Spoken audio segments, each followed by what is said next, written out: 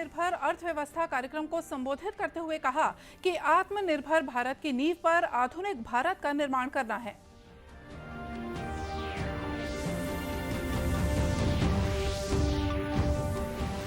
छत्तीसगढ़ विधानसभा का बजट सत्र राज्यपाल के अभिभाषण के साथ 7 मार्च से होगा शुरू।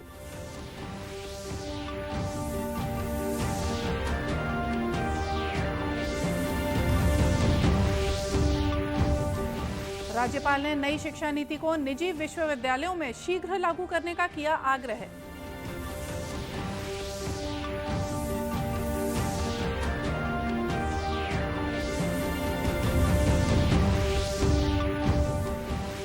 और राज्य शासन के कर्मचारियों के लिए 5 कार्य दिवस प्रति सप्ताह प्रणाली लागू।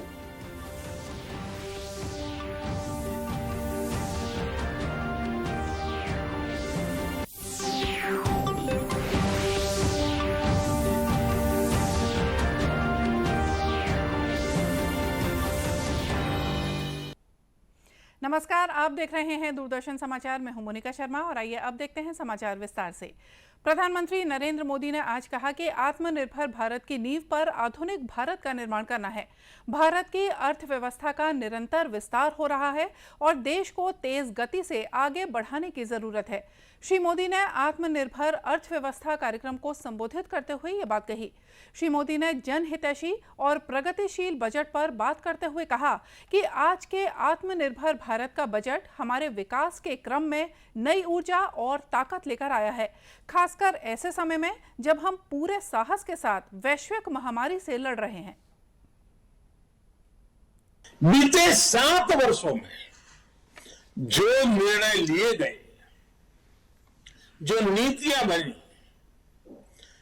पहले की जिन नीतियों में गलतियों को सुधारा गया, उस वजह से आज भारत की अर्थव्यवस्था का निरंतर विस्तार हो रहा है। 68 साल पहले भारत की जीडीपी 1,10,000 करोड़ रुपए की थी। आज भारत की अर्थव्यवस्था 2,30,000 करोड़ के आसपास की है। वर्ष 2013-14 में भारत का एक्सपोर्ट 2,85,000 करोड़ रुपए होता था। आज भारत का एक्सपोर्ट 4,70,000 करोड़ रुपए के आसपास पहुंचा है। प्रधानमंत्री ने कहा कि देश की भलाई के लिए देश का संतुलित विकास भी जरूरी है। भलाई के लिए भी देश का संतुलित विकास भी जरूरी है।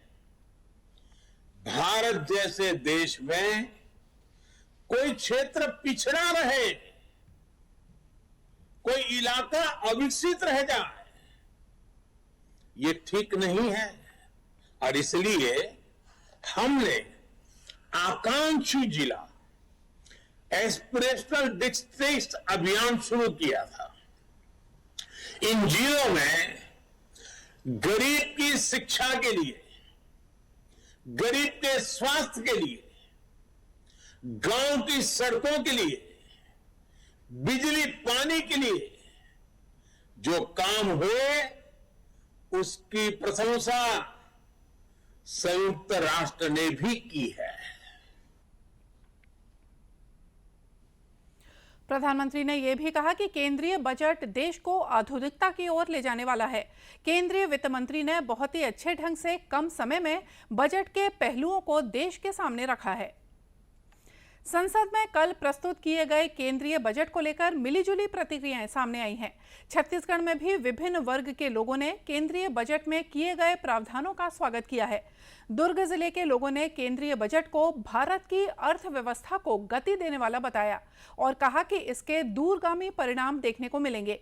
साथ ही ये बजट आधुनिक भारत के निर्माण में भी मददगार साबित होगा। प्राइमरी स्तर पर देखने से समझ में आ रहा है, उसके हिसाब से अधोसंरचना के विकास के क्षेत्र में ध्यान दिया गया है। नदियों को जोड़ना, राष्ट्रीय राजमार्गों जो पहुंच मार्ग हैं उनको राष्ट्रीय राजमार्गों से जोड़ना, यह एक सराहनीय कदम है जिसकी प्रशंसा होनी चाहिए। बाकी ओवरऑल बजट को देखा जाए तो देश के अधोसंरचना के विकास में और अर्थव्यवस्था को गति देने के लिए एक उपयोगी बजट है। ये इसके दूरगामी परिणाम होंगे। देश का विकास होगा और बहुत सारे माध्यम में हमारे जन नागरिकों का भी इससे विकास होगा, है ना। तो ये कि बहुत अच्छी सोच है देश के नेताओं की, इसका हम स्वागत करते हैं। साथ ही साथ जो ऑर्गेनिक खेती और ड्रोन के द्वारा जो खेती की जाएगी, विकसित की जाएगी, बहुत प्रायोगिक रूप से, आधुनिक रूप से किसानों को इसका लाभ मिलेगा। का बजट जो है भारत के लिए एक आधुनिक निर्माण की ओर ले जा रहा है हमारे देश को। इसमें डिजिटल करेंसी का उपयोग को बढ़ावा देने जो रिलेटेड घोषणाएं हुई हैं और इंफ्रास्ट्रक्चर के लिए भी काफ़ी कुछ दिया गया है, जिसका प्रभाव शेयर मार्केट पे भी पड़ा है, जिससे शेयर मार्केट में काफ़ी उछाल आया है। और शेयर मार्केट का बढ़ना एक देश को आत्मनिर्भर बनाने की ओर भी एक बहुत बड़ा कदम है। तो ये थी बजट से जुड़ी कुछ प्रतिक्रियाएं। छत्तीसगढ़ विधानसभा का आगामी बजट सत्र 7 मार्च से शुरू होकर 25 मार्च तक चलेगा। इस दौरान कुल 13 बैठकें होंगी। इस सत्र में राज्यपाल का अभिभाषण और वित्तीय कार्य के साथ अन्य प्रशासकीय कार्य संपादित किए जाएंगे। छत्तीसगढ़ विधानसभा सचिवालय ने इस संबंध में अधिसूचना जारी कर दी है। बजट सत्र के दौरान राज्य सरकार द्वारा नए वित्तीय वर्ष 2022-23 के लिए वार्षिक बजट भी पेश किया जाएगा। इस बार का बजट सत्र भी हंगामेदार होने के आसार हैं। विपक्ष द्वारा जनहित के मुद्दों को लेकर राज्य सरकार को घेरने का प्रयास किया जा सकता है। वहीं विपक्ष के सवालों का जवाब देने के लिए सत्ता पक्ष भी अपनी तैयारी कर रहा है। राज्यपाल अनुसुईया उइके छत्तीसगढ़ निजी विश्वविद्यालय विनियामक आयोग के स्थापना दिवस समारोह में वर्चुअल रूप से शामिल हुई। इस मौके पर राज्यपाल ने आयोग को 17 वर्ष सफलतापूर्वक पूरे करने के लिए बधाई दी और कहा कि आयोग द्वारा निजी विश्वविद्यालयों में शिक्षा की गुणवत्ता और विश्वसनीयता बनाए रखने के लिए सराहनीय प्रयास किए गए। उन्होंने प्रधानमंत्री द्वारा युवाओं के भविष्य को संवारने के लिए लागू की गई नई शिक्षा नीति को निजी विश्वविद्यालयों में शीघ्र ही लागू करने का आग्रह किया, जिससे युवाओं का समग्र रूप से विकास हो सके। सुश्री उइके ने कहा कि नई शिक्षा नीति छत्तीसगढ़ में भी अगले सत्र से लागू की जाएगी। ये नीति युवाओं के जीवन में और शिक्षण के तरीकों में व्यापक बदलाव लाने वाली है। राज्यपाल ने कहा कि कोविड महामारी के कारण आज अध्ययन और अध्यापन के तरीकों में काफ़ी बदलाव आया है और इससे शिक्षा की गुणवत्ता में असर पड़ने के साथ ही विद्यार्थियों के मानसिक विकास में भी परिवर्तन आया है। हमें इस ओर भी विशेष ध्यान देना होगा। कार्यक्रम में निजी विश्वविद्यालय विनियामक आयोग के अध्यक्ष डॉक्टर शिवचरण शुक्ल सहित निजी विश्वविद्यालयों के कुलाधिपति और कुलपति भी वर्चुअल रूप से शामिल हुए। समाचारों का सिलसिला आगे भी जारी रखें, लेकिन फिलहाल लेते हैं एक छोटा सा ब्रेक।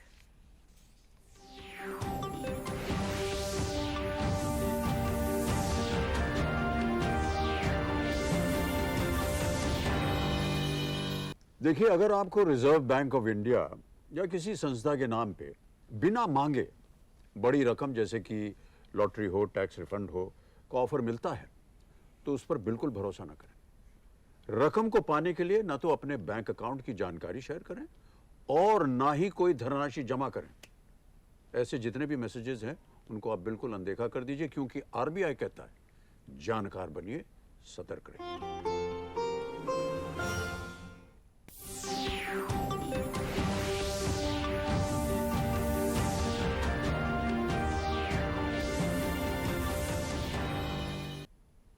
ब्रेक के बाद एक बार फिर से स्वागत है आप सभी का दूरदर्शन समाचार में। राष्ट्रीय कोविड रोधी टीकाकरण अभियान के अंतर्गत देश में अब तक 167 करोड़ से ज्यादा टीके लगाए जा चुके हैं। इधर छत्तीसगढ़ में भी कोरोना से बचाव के लिए टीकाकरण अभियान जोर शोर से जारी है। प्रदेश में अब तक 3,52,31,000 से ज्यादा टीके लगाए जा चुके हैं। इनमें 2,05,35,000 से ज्यादा लोगों को टीके की पहली खुराक और 1,44,42,000 से ज्यादा लोगों को दोनों खुराकें दी गई हैं, जबकि 2,52,000 से ज्यादा लोगों को बूस्टर डोज भी दी जा चुकी है। इस बीच प्रदेश की पॉजिटिविटी दर 6.82% पहुंच गई है। प्रदेश में कल 3,241 व्यक्ति कोरोना संक्रमित पाए गए। वर्तमान में 21,000 से ज्यादा मरीजों का इलाज विभिन्न अस्पतालों या होम आइसोलेशन में चल रहा है। वहीं देश में कोविड से स्वस्थ होने की दर 94.91% है। देश में फिलहाल 16,21,000 से ज्यादा मरीजों का इलाज चल रहा है। केंद्र सरकार की महत्वाकांक्षी जल जीवन मिशन के तहत वर्ष 2024 तक ग्रामीण इलाकों के प्रत्येक घर में नल कनेक्शन के जरिए पेयजल आपूर्ति सुनिश्चित करने की दिशा में कार्य किए जा रहे हैं। इस मिशन के अंतर्गत छत्तीसगढ़ में भी पेयजल आपूर्ति की योजनाओं को मंजूरी दी गई है। राज्य के ग्रामीण क्षेत्रों में लोगों को शुद्ध पेयजल उपलब्ध कराने के उद्देश्य से राज्य शासन के लोक स्वास्थ्य यांत्रिकी विभाग द्वारा हर घर नल हर घर जल योजना संचालित की जा रही है। इस कड़ी में रायपुर जिले के धरसीवा विकास खंड के ग्राम तरेसर में 3 हैंड पंपों और टंकी पर आधारित हर घर नल हर घर जल योजना का सफलतापूर्वक क्रियान्वयन किया जा रहा है। इस गांव के सभी घरों में घरेलू नल कनेक्शन दिए गए हैं। ग्रामीणों का कहना है कि पहले पानी के लिए काफी दूर जाना पड़ता था, लेकिन अब नल कनेक्शन के माध्यम से उन्हें स्वच्छ पानी मिल रहा है। हमन दूरिया पानी नानत रही और बेदघर में हुई से तही ना थन खोर थन पानी भर थन घर में हर काम कर थन। पहले मोला पानी पर बहुत परेशानी होए, बहुत दूर जायल पड़े चिखला पानी में। अब गांव में सुविधा हो गए, नल लगे से स्वच्छ पानी मिलत है, पिए बर, नहाए बर, कपड़ा धोए बर, सब चीज के सुविधा है हुए। ग्राम पंचायत तरेसर के सरपंच नरेंद्र कुमार वर्मा ने बताया कि हर घर नल हर घर जल योजना के तहत गांव के सभी घरों में नल कनेक्शन दिया जा चुका है, जिससे ग्रामीणों को काफी सुविधा हो रही है। हमारे यहाँ जल जीवन मिशन के अंतर्गत हर घर नल हर घर जल के योजना के अंतर्गत 300 घर है, 300 हितग्राही, उसके यहाँ पूरा कनेक्शन हो चुका है और कहीं भी बाहर पानी जाने की जरूरत नहीं है, घर में पूरा उपलब्ध है। छत्तीसगढ़ में रायपुर जिला में 2 गांव हुआ था, ग्राम पंचायत तरेसर और एक मूरा ग्राम पंचायत, जिसमें सफल पूर्वक 100% 100% नल लग चुका है घर में। आपको बता दें कि जल जीवन मिशन योजना की कुल लागत की 10% राशि तरेसर गांव के हितग्राही चुकाने को राजी हैं। इस संबंध में ग्राम पंचायत की सहमति भी मिल गई है। प्रदेश में शासकीय कर्मचारियों की कार्यक्षमता और उत्पादकता बढ़ाने के लिए 5 कार्य दिवस प्रति सप्ताह प्रणाली लागू हो गई है। राज्य शासन के सामान्य प्रशासन विभाग ने इस संबंध में अधिसूचना जारी कर दी है। जारी अधिसूचना में कहा गया है कि राज्य शासन द्वारा शासकीय कर्मचारियों की कार्यक्षमता और उत्पादकता बढ़ाने के उद्देश्य से माह के दूसरे और तीसरे शनिवार की भांति अब सभी शनिवार को अवकाश घोषित किया गया है। अधिसूचना में यह भी कहा गया है कि मंत्रालय, विभागाध्यक्ष कार्यालयों और सभी मैदानी कार्यालयों के लिए कार्यावधि सुबह 10 बजे से शाम 5:30 बजे तक निर्धारित की गई है। कार्यालयीन अवधि में भोजन अवकाश पहले की तरह ही रहेगा। यह आदेश अधिसूचना जारी होने की तारीख से प्रभावशील होगा। और आइए देखते हैं अंत में मुख्य समाचार एक बार फिर से। प्रधानमंत्री ने आज आत्मनिर्भर अर्थव्यवस्था कार्यक्रम को संबोधित करते हुए कहा कि आत्मनिर्भर भारत की नींव पर आधुनिक भारत का निर्माण करना है।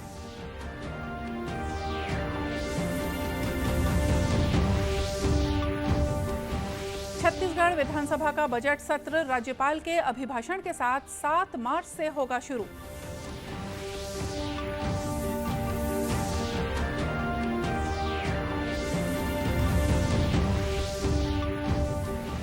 राज्यपाल ने नई शिक्षा नीति को निजी विश्वविद्यालयों में शीघ्र लागू करने का किया आग्रह।